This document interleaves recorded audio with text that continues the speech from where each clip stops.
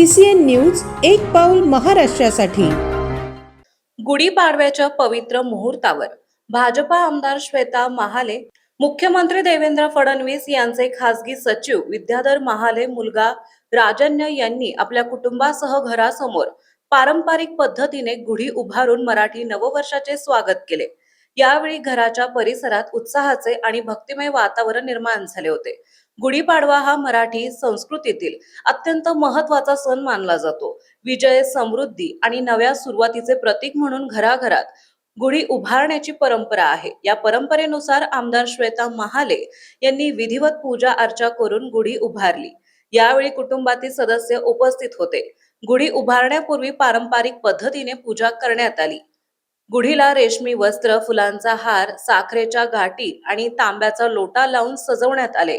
त्यानंतर आरती करून नववर्षासाठी सुख समृद्धी आणि समाजाच्या प्रगतीसाठी प्रार्थना करण्यात आली। यावेळी आमदार श्वेता महाले यांनी नागरिकांना गुढीपाडव्याच्या आणि मराठी नववर्षाच्या शुभेच्छा दिल्या। नवीन वर्षात समाजातील सर्व घटकांच्या विकासासाठी अधिक जोमाने काम करण्याचा संकल्प त्यांनी व्यक्त केला। पारंपरिक वेशभूषा, पूजा अर्चा आणि आनंदाचे वातावरण यामुळे सणाचा उत्साह अधिकच वाढला होता। मराठी संस्कृती आणि परंपरा जपत हा सण साजरा करताना कुटुंबातील एकोप्याचे आणि समाजाशी असलेल्या नात्याचे दर्शन घडले। गुढीपाडव्याच्या या निमित्ताने नववर्षाची सुरुवात सकारात्मक आणि उत्साहपूर्ण वातावरणात झाली।